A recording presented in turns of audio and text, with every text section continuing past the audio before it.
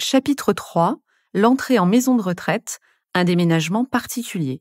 Nous avons vu les bonnes raisons qui peuvent vous amener à changer de domicile, et même celles qui peuvent vous pousser à choisir d'entrer en EHPAD. Cependant, vous ressentez des appréhensions, vous hésitez. C'est bien normal. Il s'agit là d'un vrai tournant dans votre vie. Il est donc important de comprendre et de faire comprendre à votre entourage les enjeux psychologiques de ce bouleversement. Première partie, quel frein? La peur de perdre son autonomie.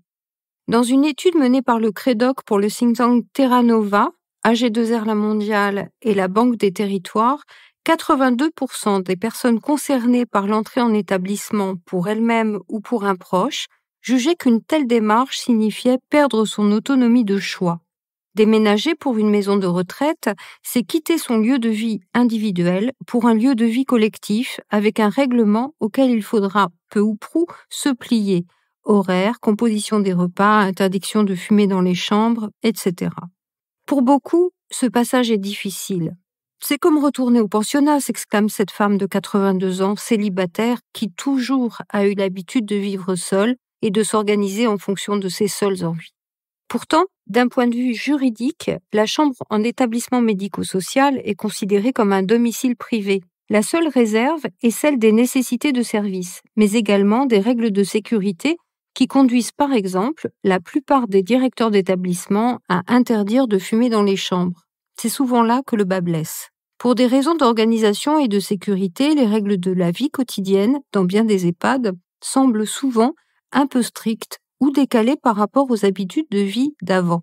Repas, notamment ceux du soir, servis trop tôt, toilettes à des moments non choisis, par exemple. Ces inconvénients devraient, en principe, faire de moins en moins partie de la réalité des maisons de retraite. Aujourd'hui, en effet, les bonnes pratiques consistent à recueillir à l'arrivée de la personne ses habitudes de vie pour s'y conformer le mieux possible. Malgré tout, le résident peut alors avoir le sentiment de perdre son autonomie, c'est-à-dire de ne plus être autorisé à organiser sa vie comme il le souhaite. C'est pourquoi, comme nous l'avons vu dans les chapitres précédents, il est important lorsque l'on envisage un changement de domicile de savoir exactement pourquoi l'on déménage, de bien choisir le type d'hébergement en fonction de ses réels besoins et désirs et de prendre le temps de visiter plusieurs établissements. Car chacun d'eux a ses propres règles de vie et habitudes. Dans tous les cas, la maison de retraite n'est pas un lieu d'enfermement, sauf dans le cas particulier des unités d'hébergement renforcées réservées aux personnes souffrant de stades avancés des troubles de l'orientation et du comportement liés aux maladies de type Alzheimer. Autre cas particulier, la récente crise de la Covid qui a mené les équipes à interdire les sorties et à interdire ou restreindre les visites des proches. Ce qui n'a pas été sans poser de questions quant aux bénéfices-risques d'une telle décision où clairement la sécurité sanitaire a pris le pas sur le confort affectif pourtant si important pour des personnes âgées fragilisées. Hors de ces cas particuliers, il est en principe toujours possible de sortir ponctuellement d'un EHPAD pour faire ses courses, aller au restaurant ou au cinéma, à condition bien sûr de prévenir pour éviter l'inquiétude de l'équipe. Il est également possible de quitter définitivement l'EHPAD moyennant une période de préavis lorsque l'adaptation est trop difficile. Toutefois, il est important de le préciser, pour les personnes en situation de perte d'autonomie, la ritualisation de la vie quotidienne, l'environnement très sécurisé en EHPAD offre des repères spatio-temporels rassurants. Ce cadre fait alors office de contenant qui apaise les angoisses accompagnant les maladies de type Alzheimer, ce qui induit, pour beaucoup de ces malades, un mieux-être après une nécessaire période d'adaptation que les professionnels évaluent en moyenne à 4 mois. Il n'y a que des vieux ici. C'est la phrase classique, entendue par bon nombre de directeurs de maisons de retraite. Quitter son appartement ou sa maison pour entrer en EHPAD ou en résidence-service marque un passage difficile en ce qui concerne notre place dans la société, dans la cité. En effet, c'est passer d'un lieu comme tout le monde, c'est-à-dire un lieu qui fait de nous un citoyen pour qui le mode d'habitat n'est pas un marqueur de l'âge, à un autre où les personnes sont regroupées selon le seul facteur de la sénescence et des pertes qui lui sont liées. C'est donc pénétrer un univers où les enfants, les jeunes, sont absents et où les adultes de moins de 60 ans sont des soignants ou des aidants. c'est-à-dire des personnes avec lesquelles nous ne nous sentons plus tout à fait égaux, ce qui induit un sentiment d'exclusion. Par ailleurs, aujourd'hui, l'entrée en EHPAD, le cas est bien sûr différent en résidence-service, s'opère en moyenne à 85 ans et 9 mois, et de plus en plus souvent en situation de dépendance. En moyenne, la moitié des résidents a plus de 87 ans et 35% plus de 90 ans. Source DREES. Le choc peut alors être important, car alors que nous avons tendance, en règle générale, à nous ressentir avec 15 ans en moyenne de moins que notre âge réel, nous voilà confrontés à des semblables qui nous renvoient des visages de vieillards. L'effet miroir peut être terrifiant, d'autant plus lorsque le niveau de dépendance ou de maladie de la majorité de ceux qui nous entourent est plus important que le nôtre. La conscience du dernier domicile. Même si aujourd'hui, la majorité des maisons de retraite ne ressemblent heureusement pas aux mouroirs qu'elles furent dans le passé, quiconque quitte son domicile pour y entrer sait qu'il s'agit probablement de son dernier domicile. En effet, aujourd'hui, un quart des décès en France concernent des personnes vivant en EHPAD, source DREES. Quitter sa maison pour entrer en maison de retraite est ainsi un passage symbolique. Une entrée de plein pied dans la vieillesse est la dernière partie de vie. Il est donc logique qu'il s'accompagne d'angoisse, d'inquiétude et de refus. L'entourage doit entendre ces affects et les prendre en compte. Laisser le temps aux parents ou aux conjoints d'apprivoiser l'idée, peser le pour et le contre du maintien à domicile. À défaut, l'entrée en établissement peut être à l'origine d'une dépression, parfois sévère. La crainte de la fatigue. Trier ses affaires, faire ses cartons, les ranger une fois arrivé dans le nouveau logement sont autant de manutentions qu'il va falloir réaliser lors du déménagement. Ce tri est aussi fatigant physiquement que psychiquement. En effet, même si vous avez le droit, bien sûr, en EHPAD d'apporter vos effets personnels, vous serez obligé de procéder à des choix drastiques, renoncer à certains meubles ou bibelots encombrants. En EHPAD, par exemple, le lit médicalisé est obligatoire. Vous serez donc contraint ou contrainte de renoncer à votre lit habituel. Pour les mêmes raisons, très rares sont les EHPAD proposant un lit double à un couple de personnes choisissant d'entrer ensemble en maison de retraite. Physiquement, un déménagement n'est jamais simple et peut être la source, additionnée au stress, de chutes, notamment lors du changement de domicile, mais également dans les semaines qui suivent ce changement. Il faut en effet du temps pour apprivoiser les nouveaux lieux, s'y repérer. Il n'est pas étonnant que la mobilité soit 2 fois moins importante entre 60 et 80 ans qu'entre 40 et 50 ans. Ce déménagement peut être cependant le moment, s'il s'agit d'un nouvel appartement ou d'une résidence-service, de procéder aux aménagements nécessaires pour rendre l'environnement le plus sécurisant possible, en évitant les tapis ou en les collant avec du scotch double face, en rangeant les cordons des prises électriques dans des caches afin de ne pas se prendre les pieds dedans, par exemple. La séparation avec son animal domestique. L'un des freins souvent rencontrés dans la question de l'entrée en établissement est la présence d'un animal familier. Chat, chien ou perruche, que va-t-il devenir sans moi ? S'interrogent les maîtres inquiets. Il est vrai que lorsque la personne vit seule à domicile, le compagnon à poil ou à plume est devenu, au fil du temps, le confident, la présence rassurante et familière. C'est aussi un être vivant dont on prend soin, une notion très importante pour l'estime de soi. En effet, le grand âge peut être vécu comme celui où l'on n'a plus d'utilité. Les enfants, les petits-enfants font leur vie, le parent dont on s'est parfois occupé est décédé. L'animal est dès lors celui qui donne un but et un rythme aux journées. Le nourrir, le sortir, changer la litière et l'eau, brosser, caresser, sont autant de gestes qui ancrent dans la temporalité et donnent un sens. Au point que le deuil de ce fidèle compagnon peut être aussi douloureux que le deuil d'un proche aimé. Envisager la séparation pour cause de déménagement est par conséquent souvent impensable. Toutefois, cette séparation n'est pas toujours obligatoire. La plupart des résidences-services acceptent l'animal à condition qu'il ne provoque ni nuisance ni désagrément pour les autres. En EHPAD, la circulaire du 11 mars 1986 précise que les personnes âgées qui ont un animal familier doivent être autorisées à le garder avec elles, dans la mesure, bien sûr, où il ne créera pas une contrainte anormale pour le personnel et où il ne gênera pas la tranquillité des autres résidents. Comme ce texte n'est pas une loi, la décision finale est laissée au directeur d'établissement. 50 à 60% d'entre eux ouvrent leurs portes aux fidèles compagnons des résidents, à condition que ces compagnons soient en bonne santé, vaccinés et que leur maître ou maîtresse puisse s'en occuper. En revanche, l'animal est interdit de salle de restaurant, sauf s'il s'agit d'un chien guide d'aveugle. De nombreux établissements ont compris tout l'intérêt du contact avec les animaux pour les résidents et se sont dotés d'un chien ou d'un chat mascotte, voire d'un poulailler ou d'une étable. Certains organisent même des séances de thérapie assistées par l'animal, appelées zoothérapie. Deuxième partie, la prise de décision. Qui décide? La question peut paraître incongrue. En effet, dans le cours normal des choses, nous quittons notre domicile pour un autre au moment où nous le décidons, pour des raisons qui nous incombent. Pourtant, au grand âge, la famille et notamment les enfants ont parfois tendance à s'en mêler.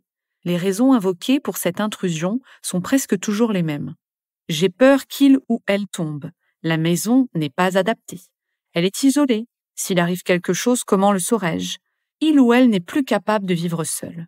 On le voit, ces remarques partent d'un bon sentiment. Vouloir pour son parent confort et sécurité. Pourtant, c'est oublier que la personne, même âgée, reste un sujet adulte.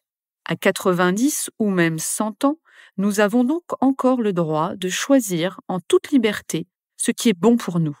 Or, l'étude du CREDOC, dont nous avons parlé tout à l'heure, montre que dans 8 cas sur 10, l'emménagement en EHPAD n'est pas un choix personnel.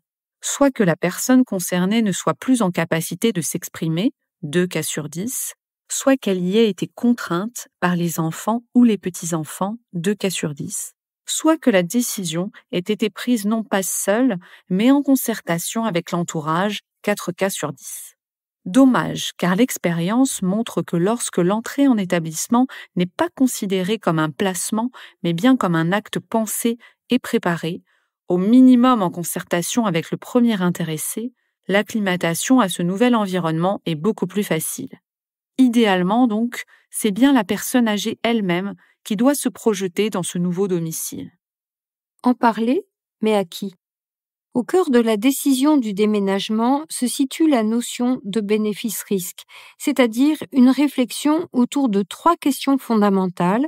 Qu'est-ce que j'y gagne? Qu'est-ce que j'y perds? Qu'est-ce que je risque?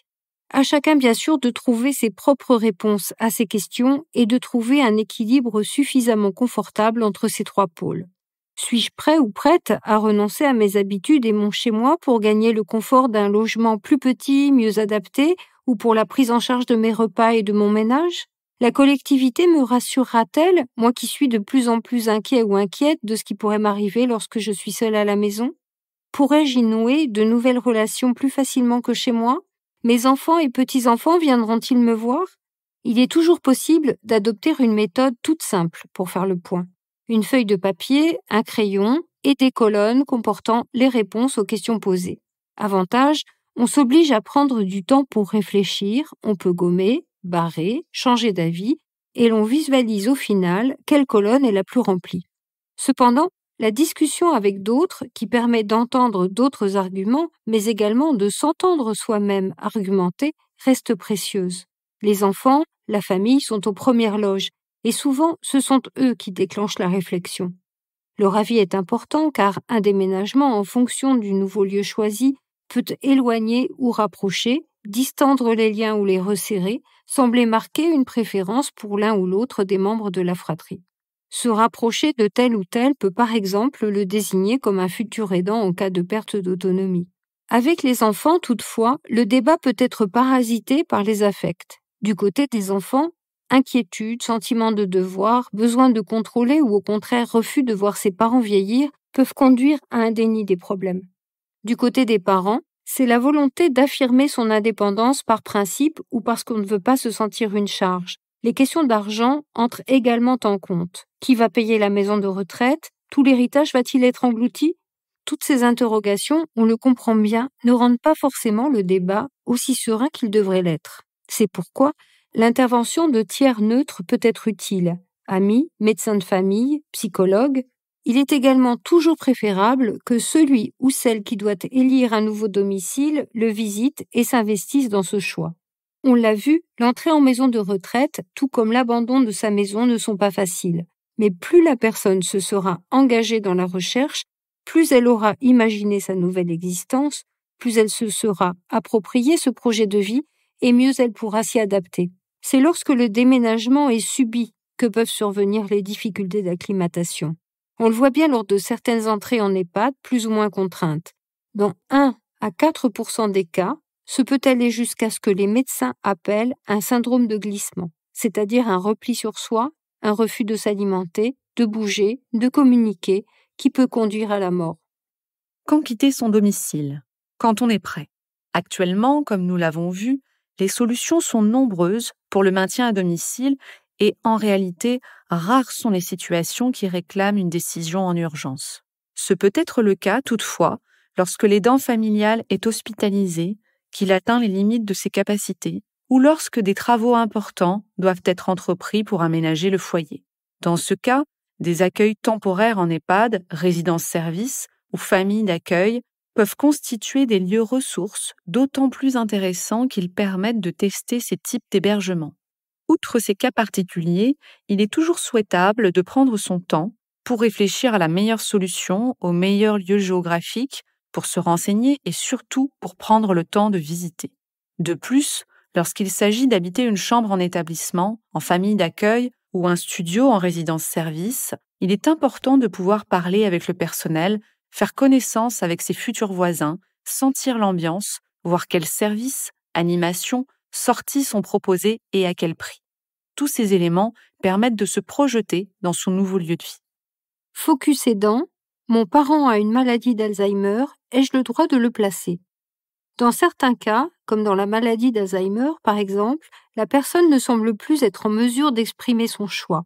C'est alors l'aidant familial, conjoint, enfant, qui parce qu'il est épuisé et sent qu'il atteint ses limites, se voit contraint d'envisager cette solution.